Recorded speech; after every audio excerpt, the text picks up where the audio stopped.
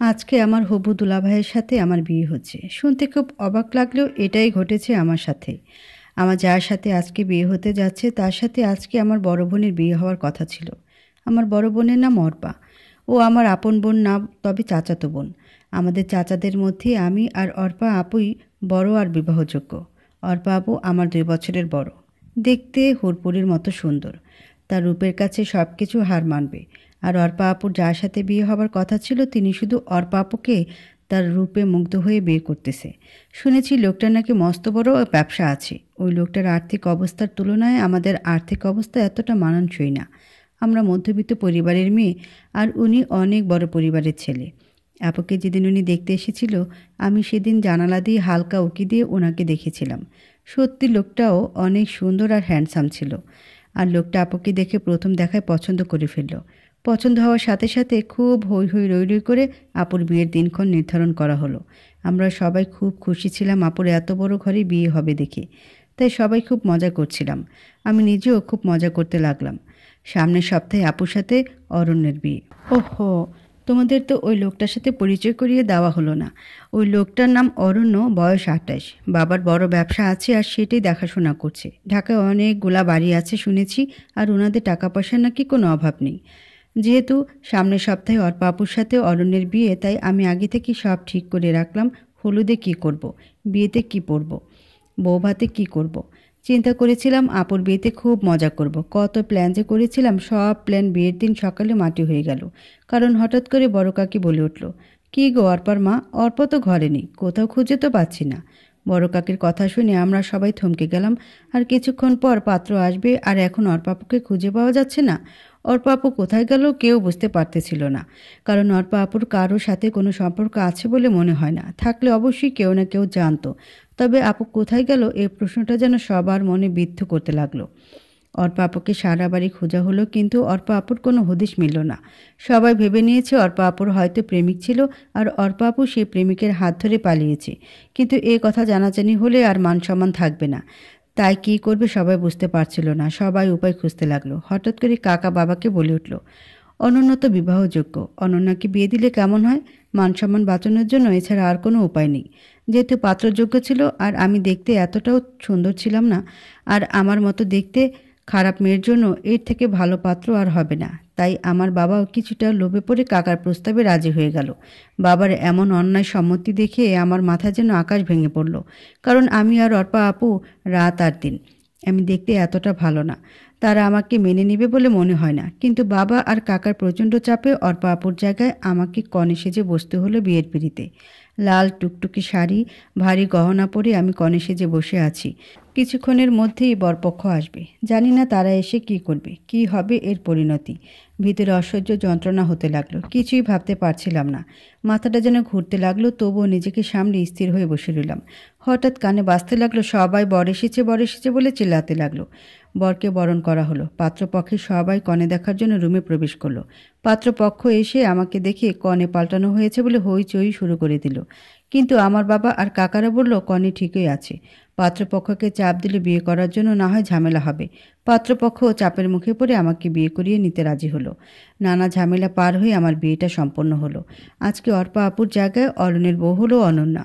জানি না তাদের মনে আমার প্রতি কোনো ক্ষোভ জন্মে আছে কিনা। জমলেই বা কি, যা হবার তা তো হয়েছেই। আমি তো চাইনি এমন কিছু হোক। আমার তো অরণ্য ভাইয়ের জন্য খুব খারাপ লাগছে, কারণ উনি এসেছিল হুড়পড়ি বিয়ে করে নিতে, কিন্তু বিয়ে করে নিয়ে যাচ্ছে একটা শেওড়া গাছের পেতনি। নিজের জন্য বেশ খারাপ লাগছে, কারণ আমিও তো চাইনি আমার বিয়েটা এভাবে জোরপূর্বক দেওয়া হোক। দেখতে খারাপ হলেও কখনো এটা নিয়ে আফসোস করিনি। নিজেকে সব দিক দিয়ে পারফেক্ট করে তোলার চেষ্টা করেছি। বিয়ে নিয়ে তো 8-10টা মেয়ের মতো আমারও স্বপ্ন ছিল, আর আজকে চোখের সামনে আমার সব স্বপ্নগুলো ভেঙে গেল। নিজের অজান্তে বুকের ভেতরটা হু হু করে উঠল, আর চোখ দিয়ে বৃষ্টি ঝরতে লাগলো। আশেপাশে তো সবাই বলাবলি করতে লাগলো, "বাবা, অনন্যার ভাগ্য তো অর্পা খুলে দিয়েছে। তা না হলে অনন্যা এমন ছেলে বিয়ে করতে পারতো নাকি?" এইসব শুনে যেন মনটা আরও খারাপ হয়ে গেল। ভাগ্যের কাছে যে এভাবে হেরে যাব বুঝতে পারিনি। অবশেষে বিয়ে সম্পন্ন হলো। বিয়ে সম্পন্ন হওয়ার পর এখন কনে বিদায় দেওয়ার পালা। আমার বাবা আমাকে অরণ্যের হাতে তুলে দিল। অরণ্যের হাতে তুলে দেওয়ার সময় অরণ্যের দিকে তাকানোর সাহস পেলাম না। লজ্জায় নিচের দিকে মুখ করে তাকালাম। মনের ভিতর শুধু এই মুহূর্তে একটা প্রশ্নই জাগছে, অর্পা আপু কোথায় আছে? কোথায় গেল, কার সাথে গেল, এসব ভেবে মনের ভেতরটা খুব আনচান করতে লাগলো। অরণ্যের হাতে আমাকে তুলে দেওয়ার কিছুক্ষণ পরেই আমাকে যাওয়ার জন্য সবাই গাড়িতে তুলে দিল। আমি বাবার বাড়ি থেকে শ্বশুর বাড়ি যাচ্ছি, কিন্তু আর 10টা মেয়ের মতো হাজারটা স্বপ্ন নিয়ে যাচ্ছি না, হাজারটা স্বপ্ন ভেঙে যাচ্ছি। ভাগ্যের পরিহাস যে এমন হবে বুঝতে পারিনি। ব্যস্ত শহরের পথ পাড়িয়ে আমি শ্বশুর বাড়ি পৌঁছালাম। শ্বশুর বাড়ির বাকি সবাই আমাকে দেখে কানাকানি করতে লাগলো, এ কী সর্বনাশ করেছে অরণ্য, এক তো মধ্যবিত্ত ঘরে বিয়ে করেছে, তার উপর অসুন্দর মেয়ে। মেয়ে দেখার সময় সবার কি চোখ কপালে ছিল নাকি? অরণ্যের সাথে এ মেয়েকে মানায় নাকি? এমন সর্বনাশ অরণ্য নিজের হাতে কেন করলো? এসব কথা শুনে মনটা আরও ভাঙতে লাগলো। কোনো রকমে সবাই আমায় তুলে ঘরে নিল। খেয়াল করলাম ঘরটা ভীষণ সাজানো গোছানো, চারদিকে অনেক ফুলের সুবাস ছড়াচ্ছে। আজকে এ ঘরে অর্পাপুর আসার কথা ছিল, কিন্তু ভাগ্যের লীলা খেলায় এই ঘরে আমি আসলাম। ঘরে নিভু নিভু আলোতে চুপ করে বসে রইলাম। হয়তো অন্য সব মেয়েরা এই সময় বসে থাকে স্বামীর অপেক্ষায়, আর আমি বসে আছি এক অনিশ্চিত ভবিষ্যতের অপেক্ষায়। বসে থাকতে থাকতে হঠাৎ খেয়াল করলাম অরণ্য রুমে ঢুকেছে। ওনাকে দেখে আমার সারা শরীর ভয়ে কাঁপছিল। জানি না কী কথার সম্মুখীন আমাকে আবার হতে হবে। এইসব ভেবে যেন ভয়ে আরও কুঁকড়ে যেতে লাগলাম। খেয়াল করলাম উনি আমার দিকে তাকিয়ে আছে। হঠাৎ করে খেয়াল করলাম আমার শরীরটা ভীষণ কাঁপছে। উপরে তাকালাম, মনে হচ্ছে ফ্যান আমার উপরে পড়ে যাবে। সব কিছু উল্টাপাল্টা লাগছে। আমার এখন কি করা উচিত বুঝতে পারছি না, তাই একদম চোখটা বন্ধ করে ধপাস করে শুয়ে পড়ি। আস্তে আস্তে শরীরটা আরও নিস্তেজ হয়ে কাঁপতে লাগলো, কষ্ট হতে লাগলো খুব। হঠাৎ খেয়াল করলাম কেউ একজন আমার হাতটা ধরেছে। হাতটা ধরে চোখ মুখে পানির ঝাপটা দিচ্ছে, কিন্তু চোখ খোলার মতো শক্তি আমি পাচ্ছিলাম না। এবার মনে হচ্ছে কেউ আমার প্রেশার মাপছে, তবুও চোখ খুলে দেখার মতো শক্তি পাচ্ছিলাম না। আস্তে আস্তে আরও নিস্তেজ হতে লাগলাম। অনুভব করলাম এখন আর আমার পাশে কেউ নেই। খুব অসহায় মনে হতে লাগলো নিজেকে। কিছুক্ষণ পর খেয়াল করলাম কেউ আমার মুখে কিছু একটা দিয়ে বলতেছে, এই যে আপনি পানিটা খেয়ে নিন, আপনার প্রেশার খুব নেমে গিয়েছে, একটু কষ্ট করে খান, হাঁ করুন। কথাগুলো শোনার পর আমি হাঁ করার শক্তি পাচ্ছিলাম না। কোনোভাবে নিজের মধ্যে শক্তির সঞ্চার করে হাঁ করলাম। খেয়াল করলাম মুখে পানি দিচ্ছে, পানিটা মিষ্টি। বুঝতে আর বাকি রইল না এটা চিনির পানি। তাই নিজের মধ্যে শক্তি জুগিয়ে পানিটা কষ্ট করে খেলাম। খাওয়ার পর একটু ঝিম ধরে শুয়ে রইলাম। আস্তে আস্তে মনে হচ্ছে শরীরে শক্তি পাচ্ছি, চোখটা খোলার মতো শক্তি পাচ্ছি। কোনো রকমে চোখ খুললাম। চোখ খোলার পর খেয়াল করলাম অরণ্য আমার পাশে বসে আছে, সাথে কিছু খাবার নেই। আমি একটু তাড়াহুড়ো করে বসতে নিলাম। উনি আমাকে বলল, এত তাড়াহুড়ো করার কিছু হয়নি, আপনি আস্তে আস্তে উঠুন আর উঠে এগুলো খেয়ে নিন। আপনাকে দেখে মনে হচ্ছে সকাল থেকে কিছু খাননি, তাই প্রেশার কমে গিয়েছিল। আপনি একটু এগুলো খেয়ে নিন। ওনার কথা শুনে মনে মনে বলতে লাগলাম, সকাল থেকে যা গেল আমার উপর, এরপর খাওয়া কি গলা দিয়ে নামে নাকি? তবে আমি অনেক খেতে পারা একটা মেয়ে, সারাদিনে কিছু না কিছু খেতাম। সত্যি বলতে এই মুহূর্তে আমার পেটে খুব ক্ষুধা লেগেছে, তাই সামনে মুরগির রোস্ট আর পোলাওটা দেখে লোভ সামলাতে পারলাম না। সামনে পেয়েই খেতে লাগলাম, গপ গপ করে খেতে লাগলাম। হঠাৎ করে খাবার গলায় বাজলো আর হিচকি তুলতে লাগলাম। কোনোভাবে যেন হিচকিটা কমছিল না। হঠাৎ করে খেয়াল করলাম উনি আমার সামনে এক গ্লাস পানি ধরল। আমি পানিটা নিয়ে এক নিঃশ্বাসে খেয়ে ফেললাম। উনি আমাকে কি ভাবছে সেটা দেখার দরকার আমি মনে করছি না। এই মুহূর্তে আমার ক্ষুধা লেগেছে আর আমাকে এখন খেতে হবে, এটাই জানি। তাই আমি আপন মনে খেতে লাগলাম। অল্পক্ষণের মধ্যেই আমার খাওয়া শেষ হলো আর আমি রিল্যাক্স মোডে শুয়ে পড়লাম। আর উনি খাবার প্লেটটা টেবিলের উপর রাখতে গেলেন। যাক, লোকটারে যতটা খারাপ ভেবেছিলাম ততটা খারাপ না, এটা ভেবে মনটা শান্ত করলাম। কিন্তু হুট করে উনি বললেন, আপনি কি ঘুমিয়ে পড়েছেন নাকি? না ঘুমালে আপনার সাথে একটু কথা ছিল। আমি নড়ে চড়ে বসে বললাম, না আমি তো ঘুমাইনি। কেন, কি বলবেন বলুন? উনি এবার গম্ভীর গলায় বললেন, সত্যি বলতে সবার চাপে পড়ে আমি আপনাকে বিয়ে করেছি। আমি আপনার বোন অর্পাকে প্রথম দেখায় খুব ভালোবেসে ফেলেছিলাম।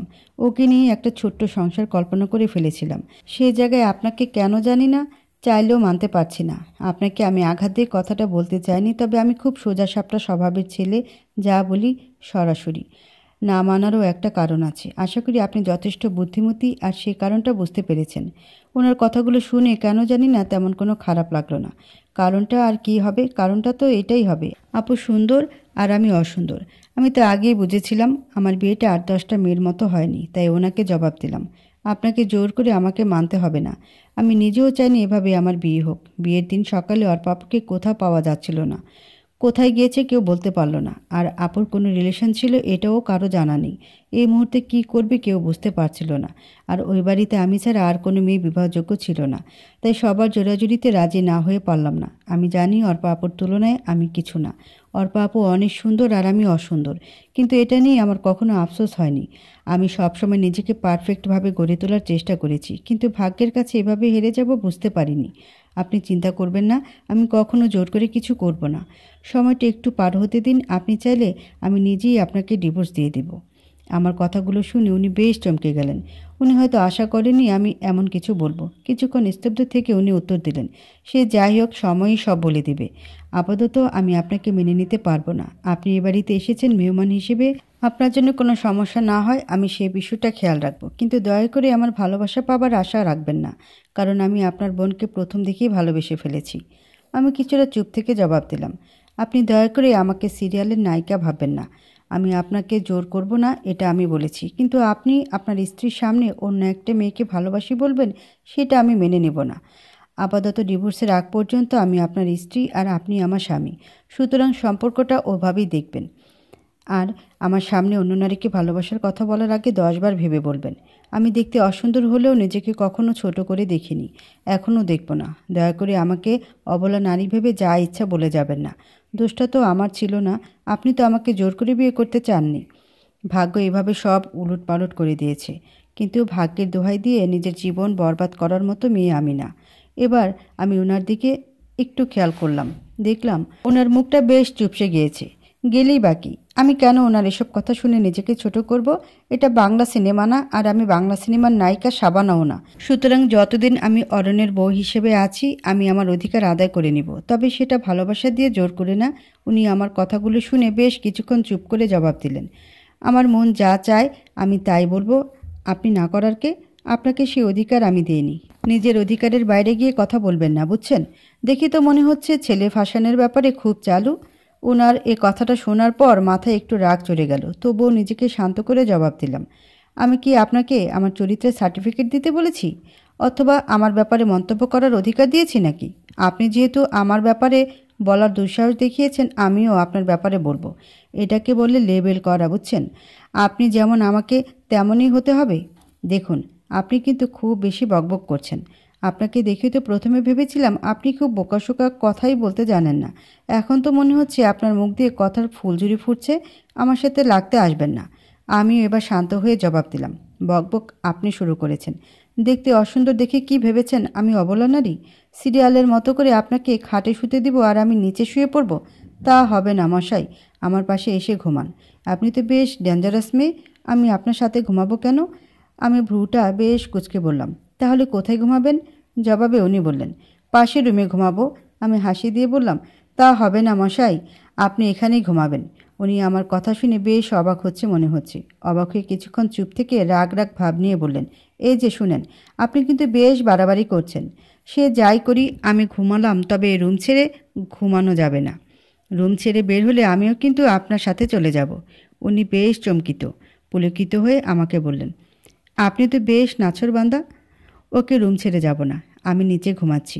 এবার আমায় একটু রেহাই দেন। আমিও মুচকি হেসে জবাব দিলাম, ঠিক আছে ভূতমশাই। উনি ভ্রুটা কুঁচকে বলল, ভূতমশাইটা কে আবার? আমি হাসতে হাসতে বললাম, কেন আপনি? উনি অবাক হয়ে বলল, আপনি আমার নামও ঠিক করে ফেলেছেন এর মধ্যে? হ্যাঁ, করেছি।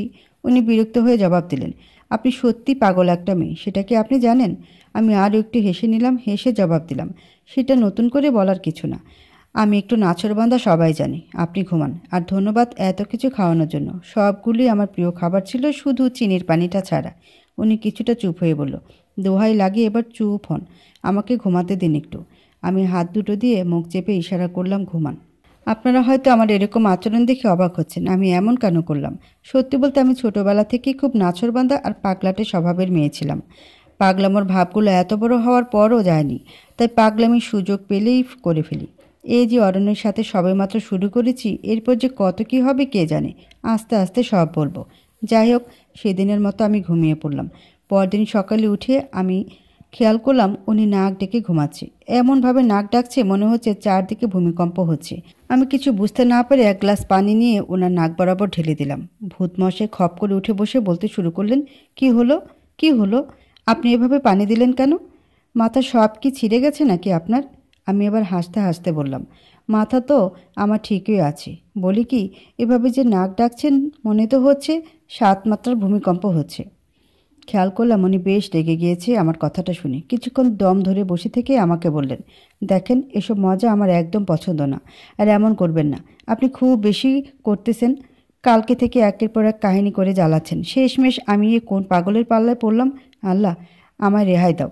আমি ভ্রুটা কুঁচকে বললাম, হয়েছে হয়েছে, এত কষ্ট পেতে হবে না। আমি আপনাকে এখনও তেমন কিছু করিনি।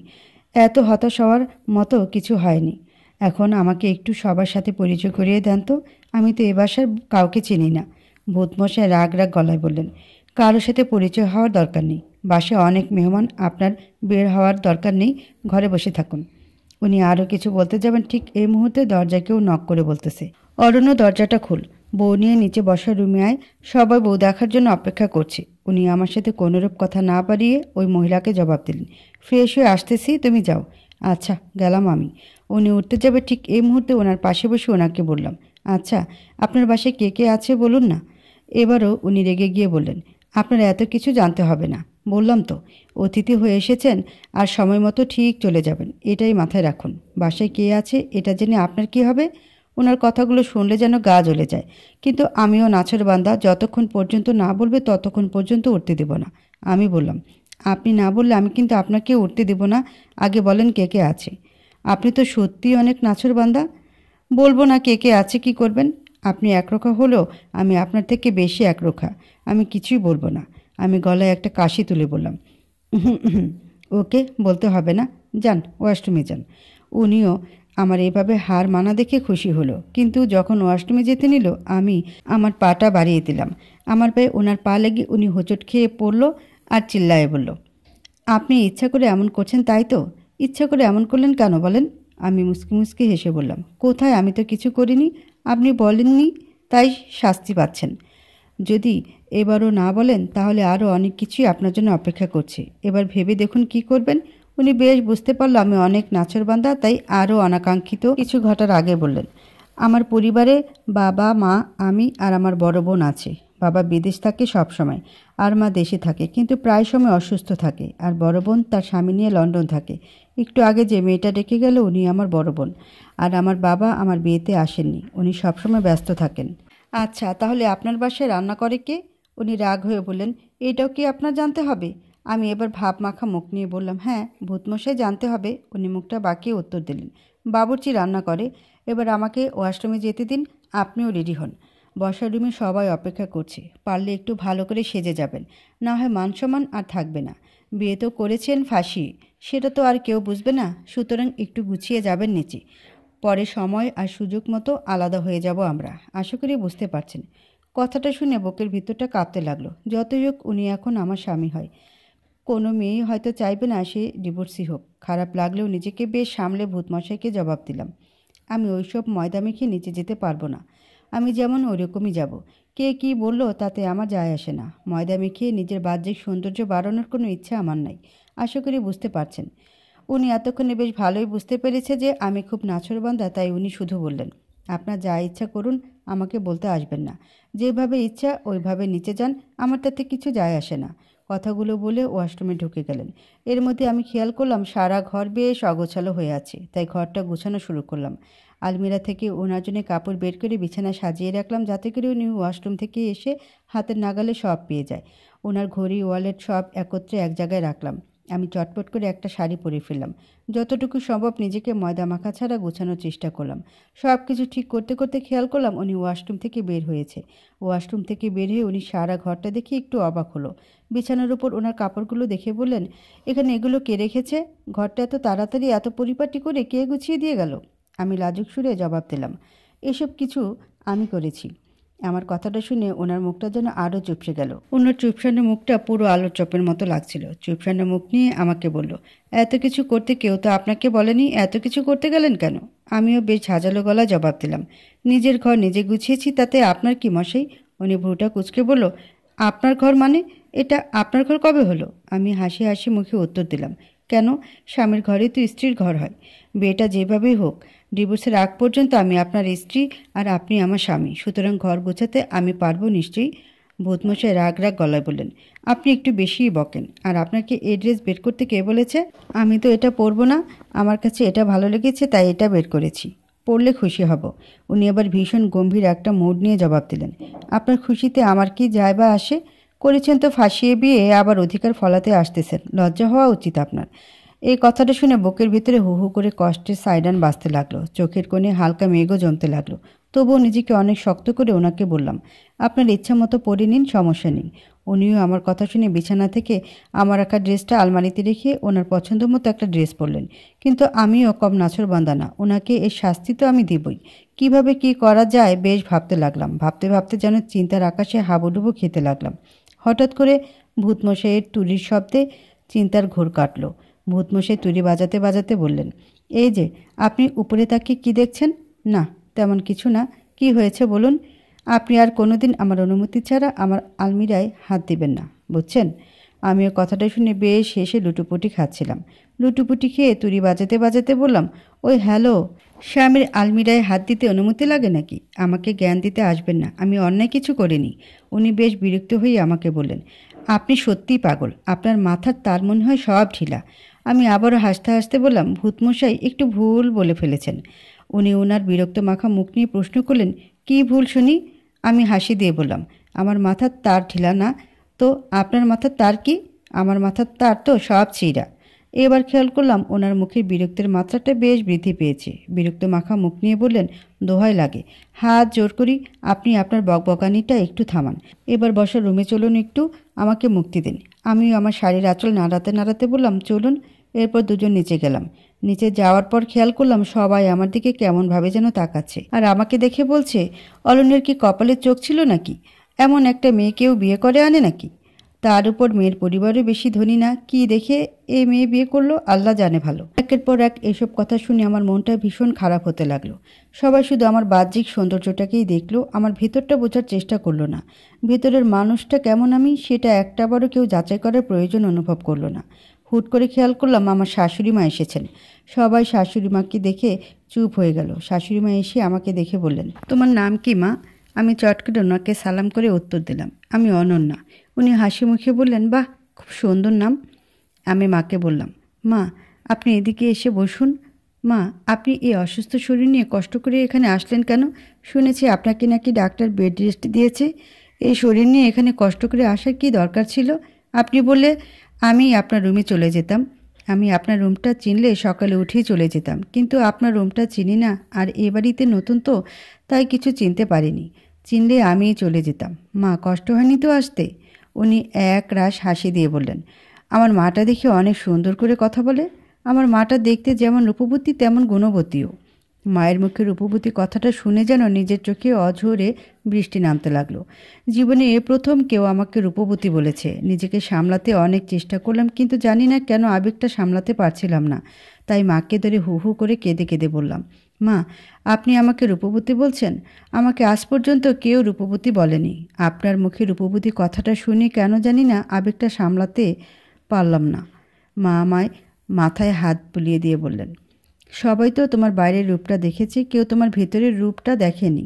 তোমার ভেতরের রূপটা যদি কেউ দেখতো তাহলে সবাই তোমাকে রূপবতীই বলতো। আমি যে তোমার ভেতরের মানুষটাকে উপলব্ধি করতে পেরেছি, যার কারণে তুমি আমার কাছে সবচেয়ে রূপবতী। আমি আমার মেয়ে নীলার মুখে সবটা শুনেছি বিয়ের ব্যাপারে। শোনো মা, আমার ছেলে তোমার কপালে ছিল, তাই তোমার সাথে এভাবে বিয়ে হয়েছে। আমার ছেলের ভাগ্যে তুমিই ছিলে। কে কি বলল কানে দিবে না, কারণ মানুষ যাই বলুক নিজের কাছে যেটা সঠিক মনে হবে সেটাই করবে। মানুষের কাজেই কথা বলা। মনে রাখবে, যখন তোমাকে নিয়ে কেউ নেতিবাচক মন্তব্য করবে ভেবে নিবে সে তোমার জয় ঈর্ষান্বিত। তাই তোমার সুখে তার মন কাতর হয়েছে বলেই তোমার নামে সে নেতিবাচক মন্তব্য করছে। জীবনে চলার পথে অনেক বাধা আসবে। লক্ষ্য স্থির রেখে সামনে এগিয়ে যেতে হবে। মানুষের কথায় কান দিয়ে নিজের লক্ষ্য থেকে বিচ্যুতি হবে না। মায়ের কথাগুলো শুনে মনে যেন আরও ভরসা পেলাম। মাকে জড়িয়ে ধরে আবেগে আরও কাঁদতে লাগলাম। মা মাথায় হাত বোলাতে বোলাতে বললেন, পাগলিটা কাঁদছে কেন এত? শোনো মা, আজকে রাতের পর থেকে বাড়িটা ফাঁকা হয়ে যাবে। নীলাও চলে যাবে রাতের ফ্ল্যাটে লন্ডনে। বাড়িতে আমি তুমি আর অরণ্য ছাড়া কেউ থাকবে না। প্রতিদিন বাবুর্চির রান্না খেতে খেতে বিরক্ত হয়ে গিয়েছি। আমি জানি এবার আমি চিন্তামুক্ত, কারণ আমাকে আর বাবুর্চির রান্নার খেতে হবে না। আমার বৌমা এখন আমাকে সব রান্না করে খাওয়াবে। কী রে মা, খাওয়াবে না? আমি চোখের পানি মুছতে মুছতে বললাম। কেন পারবো না? এত ছোট একটা আবদার পালন করতে পারবো না মেয়ে হয়ে? তাহলে আমি তোমার কেমন মেয়ে? চিন্তা করুন, আমি সবটা গুছিয়ে নেব। আমাকে শুধু বুঝিয়ে দিও আর দোয়া করো। উনি হাসতে হাসতে বলেন, সে তো অবশ্যই। চারপাশে এই মুহূর্তে বেশ নিস্তব্ধতা বিরাজ করছে। সবাই খুব চুপ হয়ে গিয়েছে। খেয়াল করলাম আমার ভূতমশাই আমার দিকে আলোর মতো চুপসানো মুখ নিয়ে হাঁ করে তাকিয়ে আছে। আমিও এই সুযোগে একটু পাগলামি করা থেকে নিজেকে বিরত রাখতে পারলাম না। সুযোগ বুঝে ভূতমশাইকে চোখ টিপুনি দিলাম।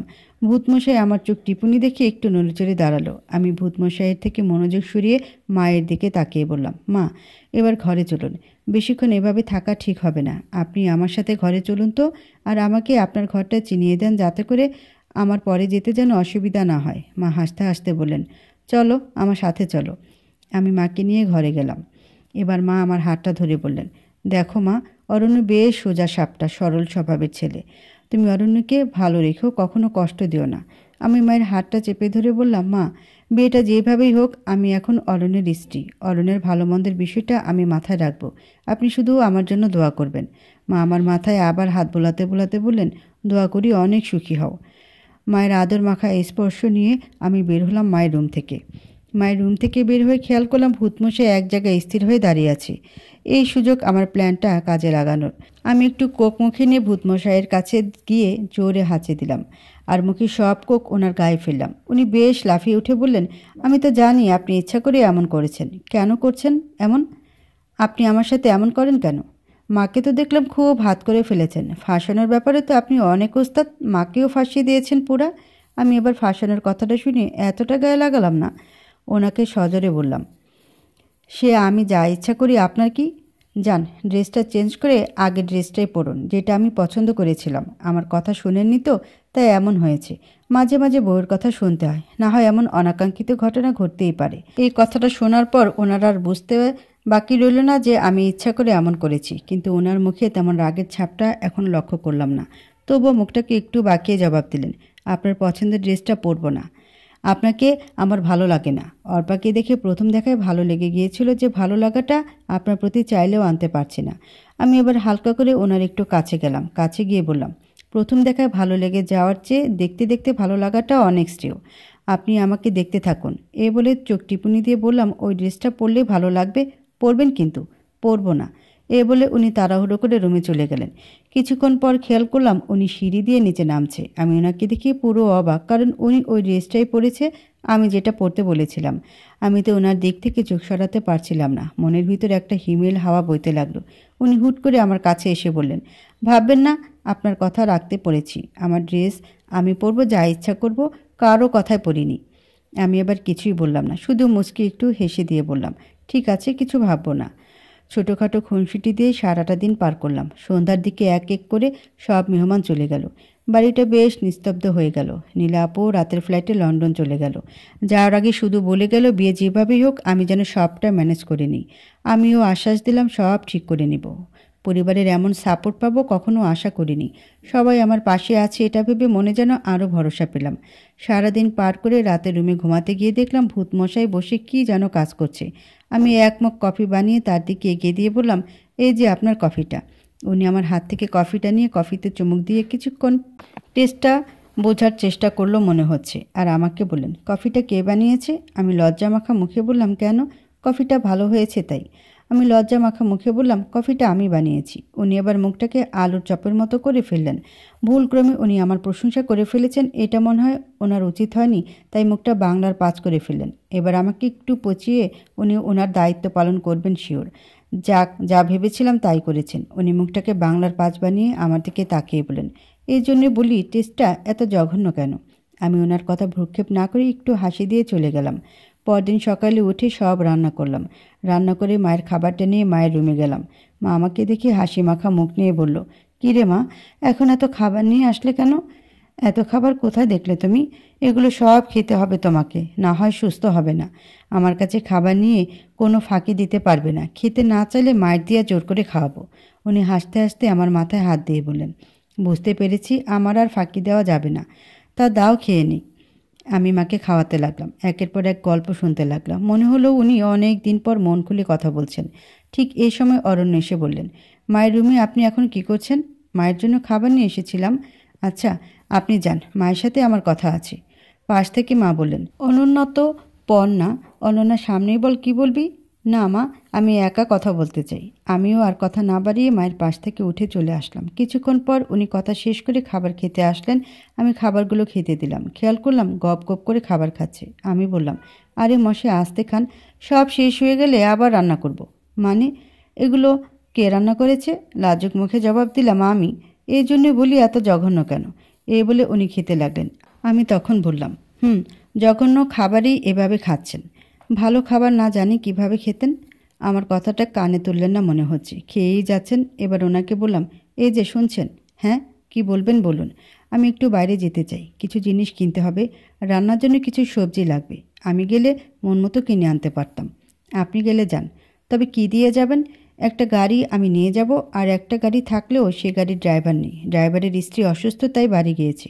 আপনি কিভাবে যাবেন? আমি মুচকি হেসে বললাম, ওই গাড়ির চাবিটা দিয়ে যান, আমি চলে যেতে পারবো একা। উনি অবাক হয়ে বললেন, একা চলে যেতে পারবেন মানে? গাড়ি কে চালাবে? কেন, আমি চালাবো। আমার কথা শুনে এবার মনে হয় উনি বেশ চমকালেন। আমার মুখ থেকে এমন কথা উনি আশাই করেননি হয়তো। আমাকে জিজ্ঞেস করলেন, আপনি গাড়ি চালাতে পারেন? আমি হাসতে হাসতে বললাম, হ্যাঁ পারি। অসুন্দর বলে নিজেকে কখনো ছোট ভাবিনি। সব কিছু শেখার চেষ্টা করেছি, নিজেকে পারফেক্টভাবে গড়ে তোলার চেষ্টা করেছি। আমার কথাটা শুনে উনি কিছুক্ষণ আমার দিকে তাকিয়ে রইলেন। তারপর বললেন, আচ্ছা আমি চাবি দিয়ে যাব।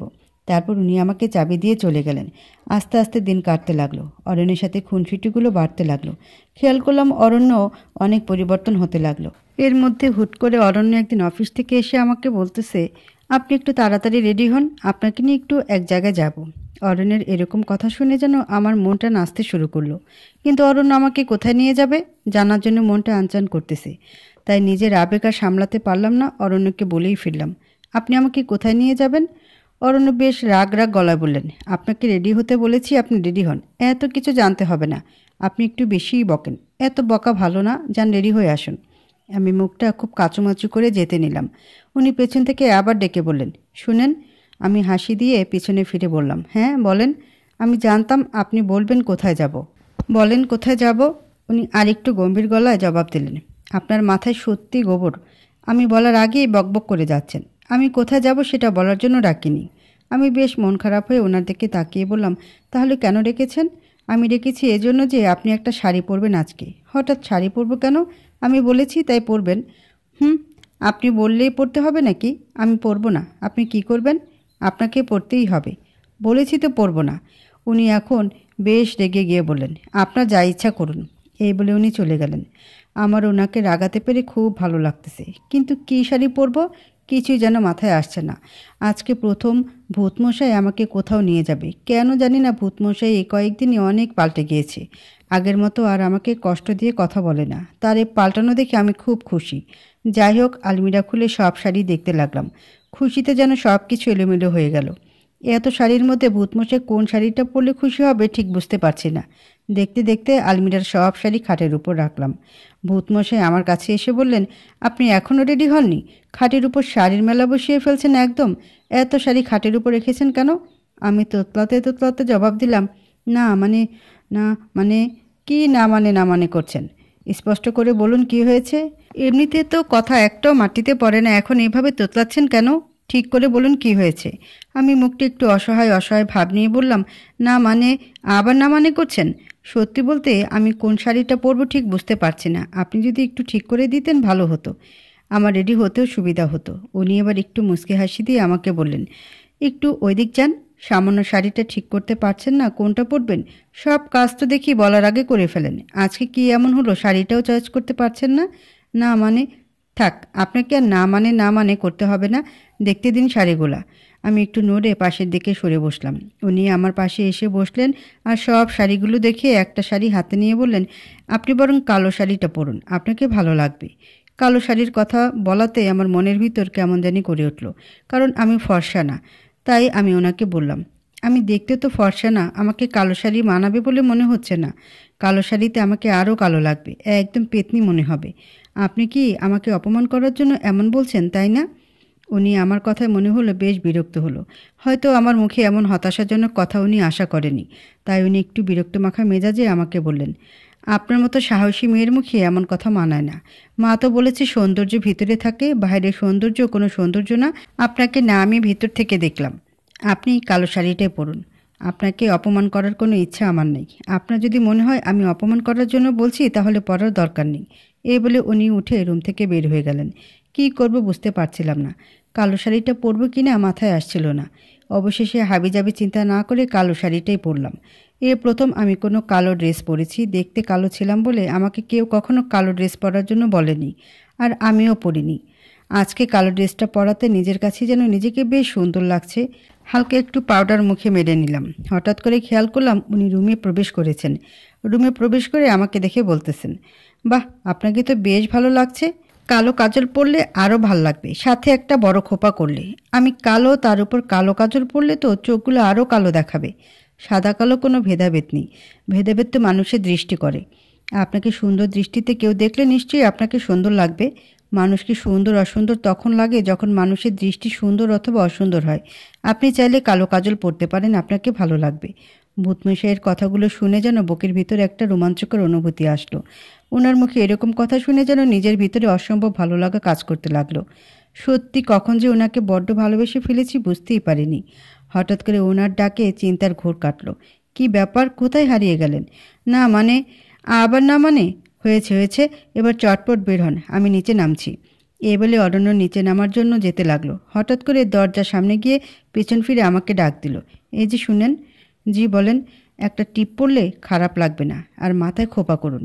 অরণ্যের এসব কথা শুনে যেন আমি লজ্জায় লাল হয়ে যাচ্ছি। অরণ্য এভাবে আমাকে বলবে কখনো ভাবিনি। অরণ্য এ বলে বাইরে গেল। আমি মাথায় খোপা করলাম আর একটা টিপ পরে নিচে নামলাম। খেয়াল করলাম মা নিচে বসে আছে। মা আমাকে দেখে বললেন, আজকে আমার অনন্যা মা এত খুশি খুশি মনে কোথায় যাচ্ছে? মায়ের কথা শুনে যেন আরও লজ্জা পেলাম। লজ্জায় কী যে করব বুঝতে পারছিলাম না। লজ্জায় লাল হয়ে নিচে তাকিয়ে রইলাম। মা আমার এই হাল দেখে আমার কাছে আসলো আর আমার মাথাটা উপরে তুলে বললেন, ওর সাথে ঘুরতে যাওয়া হচ্ছে বুঝি? এতেই এত লজ্জা পাচ্ছে? আজকে তো মাকে অনেক সুন্দর লাগছে। দেখি হাতখানা এদিকে দাও। আমি মায়ের দিকে হাতটা বাড়িয়ে দিলাম। মা তার হাত থেকে বালাজোড়া খুলে আমার হাতে পরিয়ে দিয়ে বলল, বিয়ের পর হাত খালি রাখতে হয় না, হাতে সবসময় চুড়ি পরে থাকতে হয়। যাও, তোমার তো আনন্দের শেষ নেই, স্বামীর সাথে ঘুরে আসো। আমার মহাজনও কাল পরশু আসবে, তখন আমিও ঘুরবো। তখন আমাদের প্রেম দেখে হিংসা করো না। আমি হাসতে হাসতে মাকে বললাম, কী যে বলো না মা, আমি তো তোমার বন্ধুর মতো। যাও মা, ওর আবার দেরি হলে রাগ করে বসবে। আমি রেডি হয়ে বের হলাম।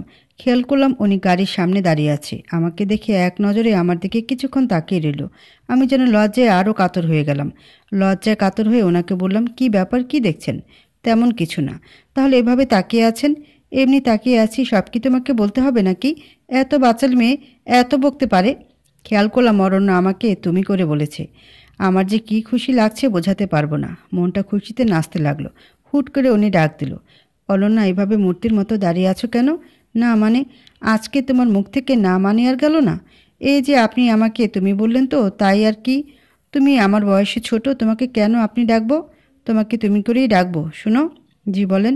আজকে তুমি গাড়ি চালাবা, আমি তোমার পাশে বসবো। আমি খুশিতে লাফ দিয়ে গাড়িতে উঠতে লাগলাম আর বলতে লাগলাম, আচ্ছা আচ্ছা। আমি উঠতে যাব ঠিক এই মুহূর্তে একটা হোঁচট খেলাম। উনি আমাকে ঝাপটে ধরে বললেন, তোমার ছটফটে পাগলামি স্বভাবটা আর গেল না, আস্তে ওঠো। আমি আস্তে করে গাড়িতে উঠলাম। ভূতমশাইও গাড়িতে উঠলেন। আমি গাড়িটা স্টার্ট দিয়ে বললাম, কোথায় যাবেন মশাই? উনি আমাকে রাস্তা বলে দিল। আমি যেতে লাগলাম। যেতে যেতে একটা রেস্টুরেন্টের সামনে আসলাম। রেস্টুরেন্টে দুজন ঢুকলাম। অরুণ আমাকে আস্তে আস্তে করে একটা জায়গায় নিয়ে গেল। জায়গাটা পুরো মোমবাতি দিয়ে সাজানো পরিপাটি। দেখেই কেমন জানি আনন্দ লাগছে। একটা কেক আনলো। আমাকে বললেন, কেকটা কাটেন আপনি। হঠাৎ করে কেক কাটবো কেন? কারণ আজকে আপনার জন্মদিন, সেটা তো ভুলে বসে আছেন। ও হো, আজকে 27 সেপ্টেম্বর, সত্যিই তো আমার জন্মদিন। আমার জন্মদিন আপনি জানলেন কিভাবে? মা বলেছে। আমি তো খুশিতে আত্মহারা যে ভূতমশাই এমন একটা সারপ্রাইজ দিয়েছে। হঠাৎ করে ভূতমশাই একটা রিং বের করে আমাকে পরাতে নিল। ঠিক এই মুহূর্তে কোনো একজন মেয়ে ওয়েটার এসে ডাক দিল। আমরা ওয়েটারের দিকে ফিরে চমকে গেলাম আর উনিও আমাদের দিকে ফিরে চমকে গেল আর মুখ লুকাতে লাগলো। কারণ এ আর কেউ না, এ যে অর্পা আপু। কিন্তু অর্পা আপু এখানে কী করছে? আমাকে আর অরণ্যকে দেখে অর্পা আপু চলে নিতে নিল। আমি অর্পা আপুর হাতটা ধরে বললাম, তুই এতদিন কোথায় ছিলি? হুট করে কোথায় চলে গিয়েছিলি? খেয়াল করলাম অর্পা আপু কোনো জবাব দিচ্ছে না। আমি একের পর এক প্রশ্ন করতে লাগলাম। হঠাৎ অর্পা আপু আমাকে একটা কষিয়ে চড় দিয়ে বলল, আমার কাছ থেকে সব ছিনিয়ে নিয়ে এখন নাটক করা হচ্ছে, লজ্জা লাগে না তোর? আমার জীবনের এই অবস্থা করে আমার অরণ্যকে আমার হাত থেকে কেড়ে নিয়ে নিজের করেছিস, আর এখন নাটক করছিস যে আমি কোথায় ছিলাম? তোকে তো নাটকে সেরা পুরস্কার দেওয়া দরকার। অনেক নাটক শিখে গিয়েছিস, নাটক করে আমার জীবনের 12টা বাজিয়ে অরণ্যের গলায় ঝুলে পড়েছিস। তুই ভালো করে জানতিস যে তোর যে চেহারা, তোকে অরণ্যের মতো কেউ বিয়ে করবে না, তাই এত বড় নাটক করেছিস। লজ্জা লাগে না এখন আমাকে এসব জিজ্ঞেস করছিস? আমাকে খুব হিংসা করতি তাই না? হিংসা কাতর হয়ে এমন করেছিস তো? নিজের বোনের সাথে এমন করতে লজ্জা করলো না তোর? আমি অর্পা আপুর কথা কিছুই বুঝতে পারছিলাম না যে অর্পা আপু কী বলছে। মাথায় যেন কোনো কিছুই কাজ করছে না। অর্পা আপুই বা আমাকে এসব দোষারোপ করছে কেন? আমি তো এরকম কিছুই করিনি। আমি অর্পা আপুকে বললাম, আপু কি হয়েছে এমন বলতেছিস কেন? আমি তো কিছুই বুঝতে পারছি না। আমি তো তোর কথার মানে বুঝতে পারছি না। আমাকে কেন এসব বলছিস? আমি কেন নাটক করতে যাব? আমি কেন তোর ক্ষতি করতে যাব? আপু আমাকে মুখটা বাঁকিয়ে রাগান্বিত হয়ে জবাব দিয়ে বলল, এখন তো অরণ্যের সামনে ন্যাকা সাজবি। একদম কিছুই বুঝছিস না। আর বুঝবি বা কেমনে তুই? তুই তো কিছুই করিসনি তাই না? আপু, আমি তোর কথার মানেই বুঝছি না। সত্যি আমি কিছু করিনি। কেন এরকম বলতেছিস তুই? আমি সত্যি কথাগুলোর অর্থ বুঝতে পারছি না। পাশ থেকে অরণ্য বলে উঠল, অর্পা, তুমি আমাকে বলো কি হয়েছে? আর অনন্যাকে এমন বলতেছো কেন? অনন্যা কি করেছে আমাকে একটু খুলে বলো। অর্পা অরণ্যের দিকে অসহায়ের মতো তাকিয়ে রাগ আর গম্ভীর গলায় বলল, অনন্যাকে জিজ্ঞেস করুন, সেই না হয় আপনার উত্তর দিয়ে দিবে। আমার থেকে ভালো তো সে বলতে পারবে, কারণ নাটকের ডিরেক্টর তো অনন্যা ছিল, আমি তো ছিলাম ভুক্তভোগী। অরণ্য আমার দিকে তাকালো। অরণ্যের মুখে আমার প্রতি এবার সন্দেহের ছাপ লক্ষ্য করা যাচ্ছে। বোঝাই যাচ্ছে সে আমাকে অনেক সন্দেহ করতেছে। সন্দেহ মাখা মুখ নিয়ে বললেন, অনন্যা কি করেছো তুমি? অর্পা এসব কি বলছে? সত্যিটা বলো, কি হয়েছে? আমার কাছে সবটা খুলে বলো। নাটক করবে না একদম, বনিতাও করবে না। আপনি বিশ্বাস করেন আমি কিচ্ছু করিনি। অর্পা আপু কেন এমন বলতেছে সেটাও বুঝতেছি না। আপনি আমাকে ভুল বুঝবেন না। আর অর্পা আপু, তুই কি বলতেছিস সত্যি আমি বুঝতেছি না। এমন কেন বলতেছিস তুই? খেয়াল করলাম অর্পা আপু খুব কান্না করছে। কেন এভাবে কাঁদছে সেটাও বুঝতে পারতেছি না। অরণ্য অর্পা আপুকে সান্ত্বনা দিয়ে বললেন, অর্পা তুমিই বলো কি হয়েছে। অর্পা আপু কাঁদতে কাঁদতে অরণ্যকে বলল, কি আর বলবো বলেন? আমার তো সব শেষ হয়ে গিয়েছে এই কালনাগিনীর জন্য। এখন আর বললেও সব ঠিক হবে না। আমি চাই না আপনাদের মধ্যে কোনো ঝামেলা হোক। আপনারা চলে যান। অর্পা, তোমাকে বলতে বলেছি, বলো অনন্যা কি করেছে বলো। খেয়াল করলাম অর্পা আপু এবার খুব কাঁদতে কাঁদতে অরণ্যকে বলল, আপনার কি বিশ্বাস হয় আমি বিয়ের দিন বয়ফ্রেন্ড নিয়ে পালিয়েছি? অরণ্য শান্ত সুরে জবাব দিল, সে তো আমি বিশ্বাস করিনি, কারণ তুমি তো বিয়ের আগে আমার সাথে ফোনে অনেক কথা বলতে, কিন্তু হঠাৎ কী এমন হলো? আর কোথায় গিয়েছিলে তুমি? খেয়াল করলাম অর্পা আপু এখন ভীষণ কাঁদছে। কাঁদতে কাঁদতে অর্পা আপু যা বলল সেটা শুনে আমার হার্টবিটটা বেড়ে গেল। মনে হতে লাগলো এখনই দম বন্ধ হয়ে যাবে। আপু এসব কেন বলছি কিছুই বুঝতেছি না। আমার বুকটা কষ্টে ছিঁড়ে যাচ্ছে কথাগুলো শুনে। কারণ আপু বলল, আমি কোথায় গিয়েছিলাম সেটা কি আপনি জানতে চান? অরণ্য শান্ত হয়ে জবাব দিল, হ্যাঁ জানতে চাই। তখন আপু বলল, সেদিন আমি ঘরে বসে সাজতেছিলাম। হঠাৎ করে অনন্যার ফোন থেকে মেসেজ আসলো, আপু একটু লুকিয়ে বের হ, অরণ্য ভাই আসছে তোর সাথে দেখা করতে, তোকে সারপ্রাইজ দিতে। আমিও সরল মনে বের হলাম। আমার ভুলটা ছিল যে আমি আপনাকে কল দিইনি। বের হয়ে খেয়াল করলাম বাইরে কেউ নেই, আশপাশ ফাঁকা। অনন্যাকে কল দিলাম, সেও ফোন তুলছে না। হুট করে অনন্যার ফোন থেকে মেসেজ আসলো, একটু বাগানের দিকে আয়, অরণ্য এখানে দাঁড়িয়ে আছে। আমিও বাগানের দিকে গেলাম, কিন্তু কোথাও কাউকে দেখলাম না। আমি সামনের দিকে একটু এগুলাম, তারপর এ বলে অর্পা আপু আবার হেঁচকে তুলে কাঁদতে লাগলো। অরণ্য তখন অর্পা আপুর হাতটা ধরে বললেন, বলো তারপর কি হলো, কান্না থামাও। অর্পা আপু কান্না থামিয়ে বলল, তারপর খেয়াল করলাম কয়েকটা লোক আমাকে ঝাঁপড়ে ধরলো, আমার মুখ চেপে ধরলো। আমি চোখেও কিছু দেখতে পাচ্ছিলাম না। কখন যে জ্ঞান হারিয়ে ফেললাম টের পেলাম না। জ্ঞান ফেরার পর খেয়াল করলাম আমি রনকদের বাসায়। অরণ্য বেশ অবাক হয়ে জিজ্ঞেস করলেন, রনকটাকে? অর্পা আপু বলল, রনক হলো অনন্যার বেস্ট ফ্রেন্ড। যদিও রনক অনন্যার 2 বছরের বড়, তবুও তাদের ভালো ফ্রেন্ডশিপ ছিল। রনক আমাকে অনেক পছন্দ করত। অনন্যাকে বেশ কয়েকবার বলেছিল, কিন্তু আমি রাজি হইনি। আর সেই সুযোগটি অনন্যা নিয়েছে। আমার বিয়ের দিনই আমাকে গায়েব করে দিয়েছে আর ফাঁসিয়ে আপনাকে বিয়ে করেছে। অনন্যা যে আমার সাথে এমন করবে আমি ভাবতেও পারিনি। রনককে দেখে আমি চমকে গিয়ে রনককে জিজ্ঞেস করলাম, তুমি আমাকে এখানে নিয়ে এসেছো কেন? আমি তোমাকে ভালোবাসি অর্পা। আমি চাই তুমি আমার হও, অনন্যাও চাই তুমি আমার হও। তাই তো ও আমাকে সাহায্য করেছে। আমি তখন অবাক হয়ে গেলাম অনন্যার কথা শুনি। অবাক হয়ে রনককে জিজ্ঞেস করলাম, অনন্যা তোমাকে সাহায্য করেছে আমাকে তুলে আনতে? আমি বিশ্বাস করি না। হ্যাঁ, আমি সত্যি বলছি। বিশ্বাস অবিশ্বাস তোমার ব্যাপার। আমি তোমাকে বিয়ে করতে চাই, আর সন্ধ্যায় তোমাকে বিয়ে করব। আমি সব কিছু ঠিক করে রেখেছি। এই কথাগুলো বলে অর্পা আপু আবার হেঁচকে তুলে কাঁদতে লাগলো। অরণ্য অর্পার হাতটা আরও ভালো করে ধরে বললেন, এরপর তুমি ওইখান থেকে কিভাবে এসেছো? এরপর আমি কোনো মতো ওইখান থেকে রনকের চোখ ফাঁকি দিয়ে বের হলাম। বেরিয়ে বাড়ি এসে দেখি আপনার সাথে অনন্যার বিয়ে হয়ে গিয়েছে, আর সবাই ভেবে নিয়েছে যে আমি পালিয়ে গিয়েছি। সেদিন আমার মুখটা দেখানোর মতো ইচ্ছা আর আমার ছিল না, তাই বাড়িতে আর যাইনি। সরাসরি ফ্রেন্ডের বাসায় চলে যাই। সেখান থেকে একটা কাজ জোগাড় করি, আর এখানে একটা বাসা ভাড়া করে থাকা শুরু করলাম। তুমি একবার আমাকে বলতে পারতে অর্পা? কি বলবো আপনাকে? কোন মুখে বলতাম আপনাকে? এতক্ষণে তো সব শেষ হয়ে গিয়েছিল। অনন্যার সাথে আপনার বিয়ে হয়ে গিয়েছিল। আমার তো এখানে বলার কিছু ছিল না। আমি নিজের বোনের সর্বনাশ তো করতে পারি না। অনন্যা আমার সাথে যা করেছে আমি তো তা করতে পারি না, কারণ অনন্যা আমাকে বোন না ভাবলেও আমি তো তাকে বোন ভাবি। আমি অর্পাপুর কথা শুনে চিৎকার করে কেঁদে বলতে লাগলাম, আমি এসব কিছু করিনি। অরণ্য আমার গালে কষিয়ে একটা চর বসিয়ে বললেন, তুমি এতটা নিজ ভাবতে পারিনি। সামান্য টাকার জন্য নিজের বোনের সাথে এমন করতে পারলে? লজ্জা করলো না তোমার এমন করতে? আর এখন সব অস্বীকার করছো? আমি অরণ্যকে হাত জোর করে বললাম, সত্যিই আমি এমন কিছু করিনি, বিশ্বাস করেন আমাকে। অর্পাপু, তুই আমার ব্যাপারে কেন এসব মিথ্যা বলছিস? কেন অরণ্যের চোখে আমাকে খারাপ বানাচ্ছিস? দেখতে অসুন্দর হতে পারি, কিন্তু উচ্চ আশা আমার ছিল না। টাকা পয়সার মোহ কখনো ছিল না। তাহলে কেন এমন বলতেছিস? কি ক্ষতি করেছি আমি তোর? তুই তো আমাকে চিনিস আমি কেমন। তাহলে এমন কেন বলছিস? জবাবে অর্পাপু বলল, কি ক্ষতি করেছিস জিজ্ঞেস করতে লজ্জা লাগছে না তোর? আর কি ক্ষতি করা বাকি রাখছিস? যা, তুই আর অরণ্য গিয়ে সংসার কর, আর এখানে আসিস না। ওপাশ থেকে অরণ্য বলে বসলেন, আমার সাথে অনন্যা যাবে না, তুমি যাবে। অর্পাপু অবাক হয়ে উত্তর দিল, আমি কোথায় যাব? আমার সাথে আমার মায়ের কাছে যাবে, আর মাকে গিয়ে সব বলবে। আর তোমাকে যে কষ্ট অনন্যা দিয়েছে সেটা আমি অনন্যাকে ফেরত দেব। তুমি আমার সাথে চলো। না, আমি চাই না আপনাদের মধ্যে কোনো ঝামেলা হোক। ঝামেলা তো তুমি করনি, ঝামেলা করেছো অনন্যা। সেটার শাস্তি তুমি কেন পাবে? আমি অরণ্যকে অনেকবার বোঝানোর চেষ্টা করলাম, কিন্তু বোঝাতে পারলাম না। অরণ্য অর্পা আপুর কথাই বিশ্বাস করেছিল, আর অর্পা আপু কেনই বা আমার নামে মিথ্যা বলল সেটাও বুঝতে পারছিলাম না। অরণ্যকে বোঝানোর হাজার চেষ্টা করেও ব্যর্থ হয়েছি। অরণ্য অর্পা আপুর হাত ধরে বের হয়ে গেল, আর আমাকে যে রিংটা পরাতে চেয়েছিল সেটাও মেঝেতে পড়ে গেল। অরণ্য সেটা ফেলেই চলে গেল। আমি রিংটা হাতে নিয়ে কাঁদতে লাগলাম, আর বলতে লাগলাম, কেন আমার সাথে এমন হলো? কি ক্ষতি করেছি আমি? কেন আমাকে এভাবে কষ্ট দেওয়া হলো? আমি তো কারো কোনো ক্ষতি চাইনি। কাঁদতে কাঁদতে আমি দৌড়ে রেস্টুরেন্ট থেকে বের হলাম। খেয়াল করলাম অরণ্য আর অর্পা আপু গাড়ি নিয়ে চলে গিয়েছে। আমার বুকে বেশ কষ্ট হতে লাগলো। এক তো অরণ্য আমাকে ফেলে রেখে গিয়েছে, তার উপর অরণ্য জানতো আমি এখানের কিছু চিনি না। কিভাবে পারলো আমাকে আমার ভূতমুষে ফেলে রেখে যেতে? আমি তো কিছু করিনি। আমার ভূতমুষে কেন আমাকে বিশ্বাস করলো না? কেন আমাকে কষ্ট দিল? আমি তো অর্পা আপুর কোনো ক্ষতি করিনি। আমি তো আপুর সাথে এমন করিনি। তাহলে আপু কেন এমন বলল? কেন আমার অরণ্যকে আমার কাছ থেকে কেড়ে নিয়ে যেতে চাইলো?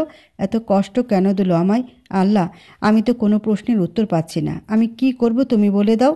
এই মুহূর্তে হাতে আমার একটা টাকাও ছিল না যে যাব। তবু একটা সিএনজি ভাড়া করলাম। ভাড়া করে বাসায় গেলাম। বাসার দারোয়ানের কাছ থেকে টাকা নিয়ে ভাড়া দিলাম। ঘরের ভিতরে গিয়ে দেখলাম রনক ভাই দাঁড়িয়ে আছে। রনক ভাইকে দেখে আমার মাথায় যেন আগুন ধরে গেল, কারণ রনক ভাইয়ের জন্যই অর্পা আপু আমাকে ভুল বুঝলো। নিজেকে আর সামলাতে পারলাম না। রনক ভাইকে গিয়ে বললাম, আপনার কি দরকার ছিল এত বড় নাটক করার? অর্পা আপুকে কেন ভুল বুঝিয়েছেন? কি ক্ষতি করেছিলাম আপনার? খেয়াল করলাম রনক ভাই কোনো কথাই বলছে না। আমার রাগটা যেন আরও বেড়ে গেল। মনে চাচ্ছে রনক ভাইকে কষিয়ে একটা চড় দিই। তাই করতে নিলাম, কিন্তু হুট করে অরণ্য এসে পেছন থেকে আমার হাতটা ধরে ফেললো। আমি অরণ্যের দিকে ফিরতেই অরণ্য আমাকে জড়িয়ে ধরলো। আমি বুঝতে পারছিলাম না কি হচ্ছে এসব। অরণ্য জড়িয়ে ধরার সাথে সাথে খেয়াল করলাম চারদিকের আলো আরও বেড়ে গেল। অর্পা আপু, রনক ভাই, আমার কিছু বান্ধবী সবাই হাততালি দিয়ে বলতেছে, হ্যাপি বার্থডে অনন্যা। এখনও আমার মাথায় কাজ করছে না এসব কী হচ্ছে। মাথাটা খুব চিমাতে লাগলো। পরক্ষণেই জ্ঞান হারালাম। জ্ঞান ফেরার পর খেয়াল করলাম অরণ্য আমার পাশে চিন্তামগ্ন হয়ে বসে আছে। আমার জ্ঞান ফেরার সাথে সাথে আমাকে বললেন, অনন্যা, ঠিক আছো তো তুমি? কিছু হয়নি তো? হুট করে সবার এত পরিবর্তন দেখে কেন জানি না অবাক লাগছে। খেয়াল করলাম সামনে রনক ভাই আর অর্পা আপুও দাঁড়ানো। আমি ওদের দেখিয়ে রেগে যেতে নিলাম। অরণ্য আমাকে শান্ত সুরে বললেন, অনন্যা, ওদের কিছু বলো না, ওরা এতক্ষণ যা করেছে আমার কথাই করেছে। অরণ্যের কথাগুলো শুনে যেন আকাশ থেকে পড়লাম। কি বলে এসব? মাথার উপর দিয়ে যাচ্ছে সব। আমি অবাক হয়ে জিজ্ঞেস করলাম, মানে? আমি তো কিছুই বুঝতে পারছি না। অরণ্য একটু মুসকি মুসকি হেসে বললেন, কিছু বুঝতে হবে না, আগে তোমাকে একটা সংবাদ দিই। অর্পা কোথায় গিয়েছিল সেটা তো সবার অজানা ছিল। অর্পা রনকের সাথে পালিয়েছিল। আমি কথাটা শুনে বেশ অবাক হলাম। তাহলে একটু আগে ঘটে যাওয়া ঘটনাটা কি আমার স্বপ্ন ছিল? ওরা যদি বিয়েই করে নেয় তাহলে একটু আগে এমন বলল কেন? অর্পা আপু পাশ থেকে বলে উঠল, তুই একটু শান্ত হ, আমি সবটা বলছি। আমি নিজেকে শান্ত করে বললাম, এবার বল। রনকের সাথে আমার রিলেশন ছিল 3 বছরের। রনক তোকে কিছু বলেনি কারণ আমরা তোকে সারপ্রাইজ দিতে চেয়েছিলাম, কিন্তু হুট করে আমার বিয়ে ঠিক করাতে সব ঝামেলা পাকালো। কি করব বুঝতে পারছিলাম না। প্রচণ্ড সিদ্ধান্তহীনতায় ভুগছিলাম। শেষমেশ বিয়ের দিন সকালে মনে হলো নিজের ভালোবাসা কীভাবে কুরবানি করা ঠিক হবে না। তাই রনককে ফোন দিয়ে বললাম, রনক, তুমি কি চাও আমরা এক হই? অর্পা, তুমি এখন এ কথা জিজ্ঞেস করছো? তুমি যা করতে বলো তাই করব, তবু আমাকে ছেড়ে যেও না। তাহলে বাগানের কাছে চলে আসো। রনক আমার কথা শুনে বাগানের কাছে আসলো, আর আমি সুযোগ মতো রনকের হাত ধরে পালিয়ে গেলাম। তাহলে একটু আগে যে কাহিনী বলেছিলি সেটা কী ছিল? আমার প্রশ্নের জবাবে সবাই প্রথমে একটু হেসে নিল। সবার হাসি দেখে এবার সত্যিই আমার গা জ্বলে যেতে লাগলো। রেগে গিয়ে বললাম, কি হয়েছে বলবি তো? অরণ্য মুসকি মুসকি হেসে বলেন, 4টা মাস খুব জ্বালিয়েছ আমাকে, তাই এর শাস্তি তো ভালোবাসি শব্দটা বলার আগে দিতেই হতো। আর একটু সারপ্রাইজ দেওয়ারও বাকি ছিল। হুট করে অর্পার সাথে দেখা, তখন অর্পাকে নিয়ে প্ল্যানটা করি। এরকম প্ল্যানটা কে করলো শুনি? অরণ্য হাসি হাসি মুখ নিয়ে বলল, আমি করেছি। এরকম একটা প্ল্যান করেছে বলে অরণ্যের প্রতি আমার খুব অভিমান জমে গেল। অভিমানে গাল ফুলিয়ে বসে রইলাম। অর্পাপও বলল, আচ্ছা অনন্যা, থাকতেই আমি আর অনেক বাইরে গেলাম। তোদের মান অভিমানের পালা শেষ কর। আর চটটা দেওয়ার জন্য সরি, জোরে লাগেনি তো? নাটক করতে গিয়ে ক্যারেক্টারের মধ্যে ঢুকে পড়েছিলাম। অর্পাপুর কথা শুনে অভিমানটা আরও বেড়ে গেল। অভিমানী গলায় বললাম, হয়েছে, জুতা মেরে গরুদান করতে হবে না। অর্পাপু হাসি দিয়ে রনক ভাইকে নিয়ে চলে গেল, আর আমি গাল ফুলিয়ে বসে রইলাম। অরণ্য আমার দিকে তাকালো, কিন্তু অভিমানের জন্য আমি আর অরণ্যের দিকে তাকালাম না। অরণ্যের চোখ যেন আমার থেকে সরছে না। আমি যেন তার চোখের নিশানা থেকে নিজেকে সরাতে পারছিলাম না। ক্রমশ আমার অভিমান কমতে লাগলো, তবুও অভিমানটা ধরে রাখা নিরলস কসরত করে যাচ্ছি। অভিমানটা স্থির রাখার অনেক চেষ্টা করার পরও কেন জানি না অভিমানটা ধরে রাখতে পারলাম না। তাই অরণ্যকে জড়িয়ে ধরে অভিমানটা চোখের বৃষ্টি করে নামিয়ে দিলাম। ফুপাতে ফুপাতে বললাম, আমাকে এভাবে কষ্ট দেওয়ার কি দরকার ছিল? আমি যদি হারিয়ে যেতাম ওই জায়গা থেকে? আমি তো আমার অনন্যাকে চিনি। সে যে বাসা খুঁজে ফিরতে পারবে সেটা আমার ভালোই জানা ছিল। সারপ্রাইজটা কেমন লাগলো? খুব বাজে লেগেছে। এভাবে আর সারপ্রাইজ দিবেন না। নাটক করতে গিয়ে তো রিংটাও ফেলে এসেছিলেন। খেয়াল করলাম অরণ্য আমার এ কথা শুনে অট্ট হাসি দিচ্ছে। কি ব্যাপার এত হাসি দিচ্ছেন যে? হাসি দিচ্ছে এজন্য, আমি যে রিংটা ফেলে এসেছি সেটা নকল রিং ছিল, আর আসল রিংটা আমার কাছে। নাটকটা বাস্তবমুখী করার এক অভিনব প্রচেষ্টা আর কি। হা হা করে হেসে দিল অরণ্য। এত বড় ছলো না, যান, আর কথাই বলবো না আপনার সাথে। অরণ্য এবার আমাকে জোরে জড়িয়ে ধরল। মনে হচ্ছে তার নিঃশ্বাসের শব্দ আমি শুনতে পাচ্ছি, তার হার্টবিটের আওয়াজ আমি শুনতে পাচ্ছি। এবার কানের কাছে মুখটা হালকা করে নিয়ে বললেন, আই লাভ ইউ পেতনি। এবার যেন তার প্রতি থাকা সকল অভিমান আমার মনে দুমড়ে মুচড়ে গিয়ে ভেঙে গেল। অভিমানটা টিকিয়ে রাখার ব্যর্থ চেষ্টা করলাম, কিন্তু পারলাম না। আমিও ফিসফিস করে বললাম, আই লাভ ইউ টু ভূতমশাই। আমার মতো কালো মেয়েকে ভালোবাসলেন কিভাবে? মানুষের দৃষ্টি সুন্দর অসুন্দরের বৈষম্য করে। আমার দৃষ্টিতে তুমি সবচেয়ে বেশি সুন্দরী। কথাটা শোনার পর নিমিষের মধ্যে কোথায় যেন হারিয়ে গেলাম। কিছু বলতে চাইলেও আর বলতে পারছিলাম না, কারণ গলাটা থরথর করে কাঁপতে লাগলো। অরণ্য আমাকে এবার চোখটা হাত দিয়ে চেপে ধরলো আর বললেন, আমার সাথে একটু চলো। কোথায়? আগে চলো তো, তারপর বলি। এত নাছরবান্ধা মেয়েরে বাবা, এত বকবক করতে পারে?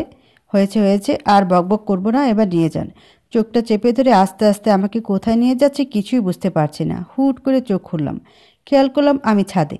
চারদিকে মোমবাতি দিয়ে সাজানো। অর্পা আপু আর রনক ভাইয়া বাজি ফোটাতে লাগলো। পাশে মা দাঁড়িয়ে আছে, ওনার পাশে একজন ভদ্রলোক দাঁড়িয়ে আছে। আমার বুঝতে বাকি রইল না উনি আমার শ্বশুর মশাই। আমি দৌড়ে গিয়ে ওনাদের সালাম করলাম। অর্পা আপু আর রনক ভাইয়া আমার সামনে একটা কেক আনলো আর বলল, ভূত আর পেতনি দুজন মিলে কেকটা কাটেন। আর অরণ্য ভাইয়া আপনি অনন্যাকে রিং পরিয়ে দিন। আর অনন্যা তোর হাতের নকল রিংটা ছুঁড়ে ফেলে দে। এত বোকা কবে হয়েছিস? সামান্য নাটক বুঝতে পারলি না? তুই তো বেশ নাছোড়বান্দা আর বুদ্ধিমতী ছিলি। আমি লজ্জায় লাল হয়ে গেলাম, বিড়বিড় করে বললাম, প্রেমে পড়লে যে মানুষ বলদ হয় সেটা আমাকে দিয়েই প্রমাণ হলো। অরণ্য ধাক্কা দিয়ে বলল, কি বিড়বিড় করা হচ্ছে? না কিছু না। একটু ওইদিকে ফিরো, তোমার জন্য সারপ্রাইজ আছে। কি সারপ্রাইজ? ওইদিকে ফিরেই দেখো। আমি ওইদিকে ফিরে দেখলাম আমার বাবা মা চাচা চাচি সবাই এসেছে। আমি খুশিতে আত্মহারা হয়ে গেলাম। বিয়ের পর এসব ঝামেলায় আমার শ্বশুর বাড়িতে কেউ আসেনি। এভাবে যে সারপ্রাইজ পাবো বুঝতে পারিনি। আমি তো খুশিতে স্থির হয়ে গিয়েছিলাম। কিছু বলতেও পারছিলাম না, আবার নড়তেও পারছিলাম না। আমাকে অরণ্য ধাক্কা দিয়ে বললেন, এবার কেকটা কাটো আর আপনি শব্দটার ইতি টানো। আপনি শব্দটার ইতি টানবো মানে? মানে আমাকে তুমি করে বলবে? আমার তো লজ্জা লাগবে। হয়েছে হয়েছে, আর লজ্জা পেতে হবে না। কেকটা কাটো, সবাই অপেক্ষা করছে। কেকটা কাটার সাথে সাথে চারদিকে বাজি ফুটতে লাগলো। কয়েকটা ফানুস আকাশে উঠতে লাগলো। কি যে এক অনুভূতি বলে বোঝানো যাবে না। মনের ভিতরটা এমন লাগছে যেন ঝড় হওয়ার পর শীতল বাতাস বইছে। সত্যি বুঝতে পারিনি আমার ভূতমশাই আমায় এত ভালোবাসে। কেকটা কাটলাম। ভূতমশাই আমাকে হাতে রিংটা পরিয়ে দিল। আমি লজ্জায় দৌড়ে রুমে চলে আসলাম। অরণ্য আমার পিছন পিছন আসলো। অরণ্যকে বললাম, আপনার তো। অরণ্য আমার মুখটা আটকে দিয়ে বলল, আপনি না, তুমি বলো। আমি লজ্জা মাখামাখি উত্তর দিলাম, তোমার তো আমাকে ভালো লাগে না। আর পাপুকে তো প্রথম দেখায় ভালো লেগেছিল। হুট করে আমাকে ভালো লাগলো কিভাবে? কারণ প্রথম দেখায় ভালো লাগার চেয়ে দেখতে দেখতে ভালো লাগা অনেক শ্রেয়। আমার কথাটাই আমাকে ফিরিয়ে দেওয়া হচ্ছে। সত্যি কথা বললে ফিরিয়ে দেওয়া হয় না, বরং সত্যতার প্রমাণ হয়। সেদিনের পর থেকে অরণ্য আর আমার জীবনটা পুরোপুরি পাল্টে গেল। দেখতে দেখতে 3টা বছর কেটে গেল। এর মধ্যে আমি একটা পুত্র সন্তানের মা হলাম। একদিন পাশের বাসার পরিচিত এক ভাবি আমার ছেলেকে দেখতে এসে আমাকে বললেন, অনন্যা ভাবি, আপনাদের বিয়েটা যেন কিভাবে হয়েছে? উত্তরে আমি বললাম, আমাদের হঠাৎ বিয়ে হয়েছে।